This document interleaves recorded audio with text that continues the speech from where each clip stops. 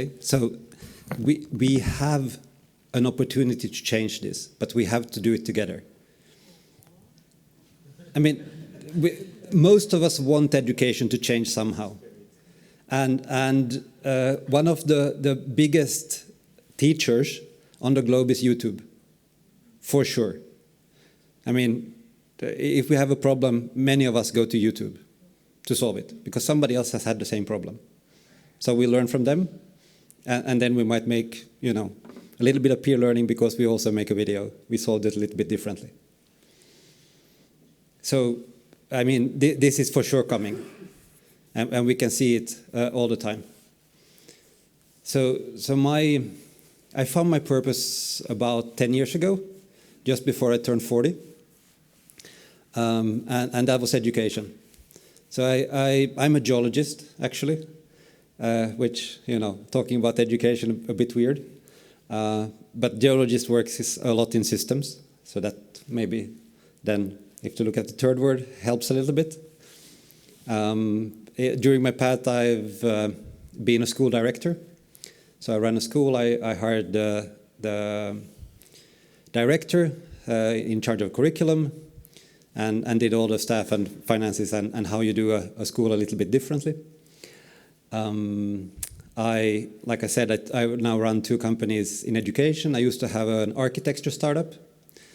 I built startup ecosystems, so usually initiated them. And I'm hoping that we will at one point get to what's called what we call an active learning society, so that we all have a purpose that we kind of go for, we drive for. So we have, the heart is encouraged to actually go and do something, and this will create a flourishing society. And this purpose was found for me when, and this gets political now, sorry if somebody gets upset, but when the right-wing party in Finland got too much votes, and there was a lot of hate in society, to the point that the president actually said that, stepped out into public and said, okay, we are one country, we need to work together, we might have different opinions and so on. And I joined the Green Party, actually, because I come from sustainability, but very quickly saw that this is not the lever to pull to change something, because it's always people against people. So I quite quickly moved into education. And it's interesting, the past 2 speakers were touching upon very similar topics that we talked at UNESCO. So, for example, we're lacking 44 million teachers globally. How do we solve this? We know that we don't have the teacher training schools to actually solve it. It's impossible. So we need to reframe what the teacher is. We need to look at it from a new way. And one way is to actually be a hybrid teacher. So a teacher that understands technology to the point that they can facilitate learning, and the content comes through the digital. Today we are at minus $97 billion to reach SDG 4, so the Sustainable Development Goals. So we also, as a society, need to look at where do we put our money. So if the GDP investment is now 3 to 4%, that needs to go up a bit. And that's one part. Then low and middle income countries, 184 billion needs to be invested in connectivity, because we cannot do digital if we don't have any access, right? Some of the interesting problems we tackle. So traditional education, we all know it. We talked about it a lot, right? Any specific problem with traditional education you think we should talk about? I mean, it's not only me talking. It should be interesting for you. So if you... I got a question, but basically my question is, what is the motivation for my 15-year-old boy to learn French? He's saying basically there are good software solutions for speaking a foreign language. I don't even have to learn French. And I don't have to learn many other things. there are all AI solutions for that. And I try to tell him, it's valuable to talk to a French guy in French. You don't need a machine.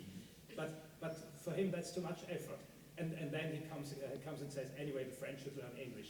So that's on top of it. But the whole motivation problem is very serious if you have kids of that age. Do you have any, additional ideas would be welcome. So the first thing my company did for the Ministry of Education in Finland, and which was our first client, right? I even started the company because they asked, can we do something? We created a hackathon, a series of hackathons in a teacher training school in Finland. So we brought together different stakeholders. We brought companies, we brought policymakers, we brought adults, parents, teachers, and the students in together. But of course, since me and my co-founder run a school in Estonia, we thought, okay, let's make it a bit more complex, and we'll bring some Estonians on board as well. So we talked to the Ministry of Education in Estonia, and they funded a busload of teachers and students coming from Estonia. Now, then we created projects, and here we come to project-based learning, that they would themselves come up with what projects do they want to create, what do they want to hack, between the Estonians and the Finnish. They met online, so they got acquainted, and then they had to find a language, common language, right? And they were speaking Finnish and they were speaking Estonian. The languages are connected, but they're not that connected that, you know. So what is the language? Some of them actually spoke Finnish, because people from Tallinn, some of them know Finnish. So in that sense, when you make these connections, and I know that these youth connections still exist, because they met, they worked together. So if you find a project that they commonly work on, and this kind of multidisciplinary, we call it phenomenon-based learning in Finland, they call it thematic learning in the US, is a great way to find these places to do, for example, French. I mean, you have a lot of cultures here, and they're quite easily, I would say. Please.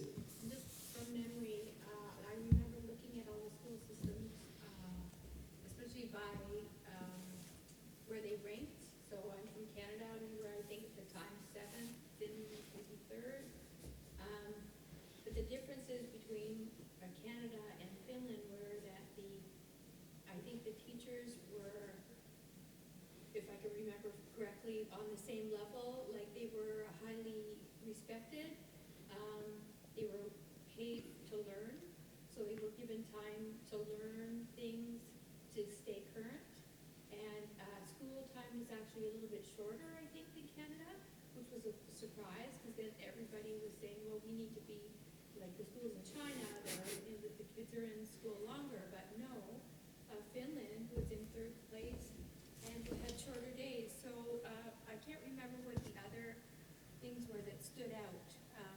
But you could tell me. Okay, so if we look at the education system in Finland, we're dropping radically in PISA, for example. So I think Estonia is now in the top 2, 3, something like this, and then there is a nation country. So the question is, what do you measure? And what you measure, that you will become, right? And I suppose what you measure, you can build, and so on and so forth. So this is one of the things. Then education in Finland is about values. So we're not talking, I would say, I mean, I wouldn't at all say we're talking about knowledge, we're talking about values. What kind of people are we growing in the education system? But then the national curriculums, again, they also have this kind of content phase. So there is a balance between this. But this is very much changing. I mean, across Africa, for example, we now have a lot of what is called a 21st century curriculum. So they are looking at competencies, they are looking at 21st century skills or collaboration and all of this. But what it is in the classroom is different, right? Because, I mean, when we build a building, it stands for 50 years. And then we maybe renovate it in between. And the environment in which we learn is much more important than we give it credit. So for example, when I was sitting here and looking at the two presentations, right? Black, gray. Oh, what an inspiring environment to learn this is. And now I'm looking at you all sitting on black chairs, looking at one person. So this room, for example, could be split up into groups. We could have dialogue together. We could figure out these problems together, instead of.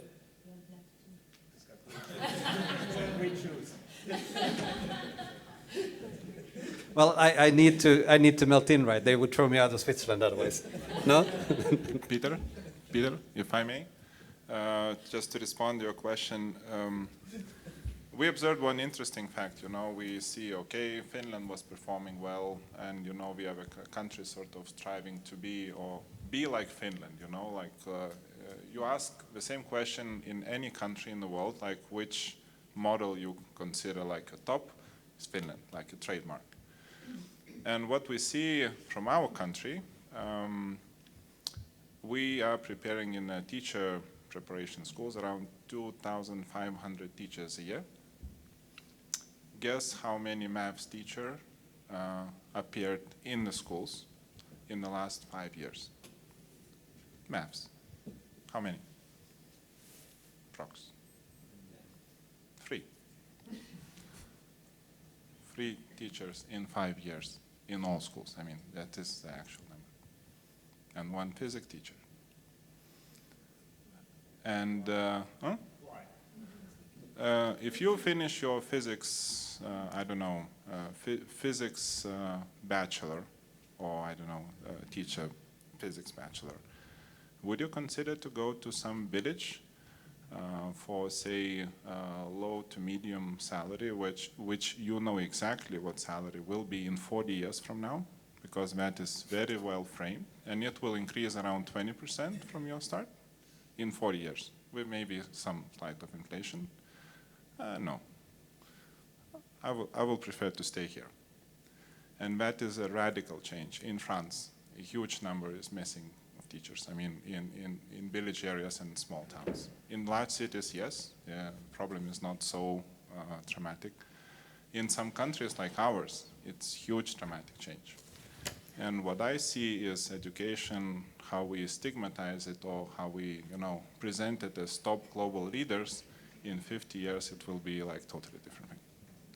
Because we remember how it used to be 20 years before, where we were streaming for. But in 20 years from now, with that ratio acceptance or willingness to go to actually teach kids, and with that pressure of the society, how this teaching should be organized, and what the delivery is expected, no. Yeah. So you talked about active learning, and I know of active learning through the learning sciences, and I presented at the conference, but I was presenting about online learning and active learning in an online learning environment, and there were a lot of people that didn't think you have active learning in a digital space, and yet I think that's what you're going to talk about. I mean, of course we can have active learning in a digital space. And also we need to remember when we do digital learning. So is it only the learning that is happening? Is there actually any learning happening when you're online? I think so. Or is it you get a lot of knowledge and then you go and implement that knowledge and the learning happens at that moment when you actually implement it? Well, I think you can learn through the discussion. Yeah. And that's online. Yeah, but then you, okay, yes, this is possible to do, right? Okay, thank you. Then I can kind of go on with this, right? So what he was talking about the physics teacher and math teachers, right? So we have this new whole sector called startups. Anybody here have any startups? Anybody here have any ed techs? One ed tech. We need to talk after. I run an accelerator for the European Commission. Might be interesting for you. So they are these innovative new entrepreneurs that come up with new ways of learning. And most of them solve single problems, right? But there's a lot of them. In Europe, like 3,500 edtechs. Yeah. In the Nordics, we have 800 of them. So we have a lot of solutions. And then we're now also starting to see what I call innovation pathways, governed by big entities like the European Commission. And I'll talk a little bit more about that as well. And then we have learning ecosystems. Anybody has heard about learning ecosystems? Not education systems, but learning ecosystems. And this is the interesting part, because all of these together would then be what we call today digital education ecosystems, right? So you take the traditional education, you take the digital education, you take new forms of how you look at learning in society, learning ecosystems, and then you add innovation because we need to change, right? And let's see how this thing works here, probably. Okay, so this is what the Commission now is building. And I'm in a lucky position because I'm actually taking part in all of these layers. So DigiEduHack is a Commission initiative that arranges around 75 hackathons every November. So we had the first one now. It has gone in 2 different layers. And the next one is in November. So if you're interested in hacking education, that's a good way to start building a team. And then we have, across Europe, we have the European EdTech Alliance and EdTech associations in almost any countries. So if you want to reach the innovators or you are one that want to change something, you can join one of them. And I'm a founding member of the Finnish one. And then we have the accelerator that I already mentioned. And I just remembered that somebody said 5 minutes, so I need to move on to the next one. So what's a learning ecosystem? Do you want to read or do you want me to read it? Okay.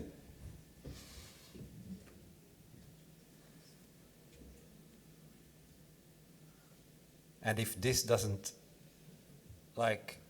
bring any questions, I don't know what will.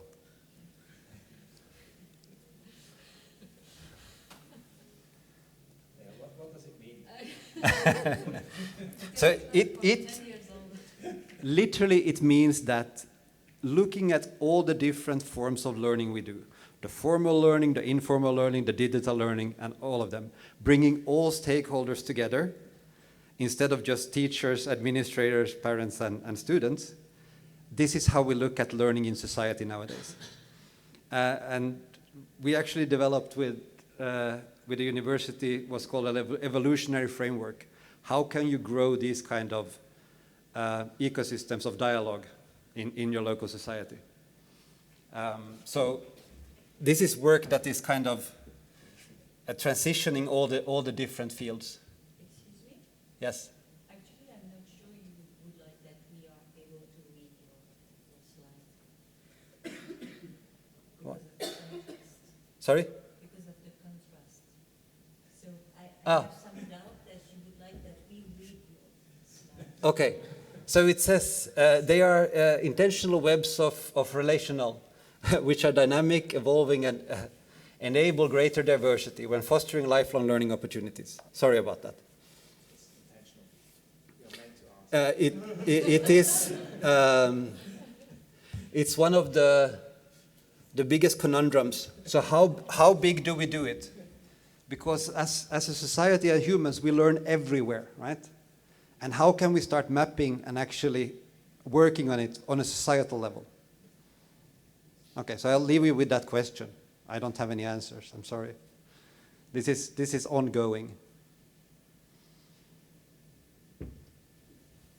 Thank you.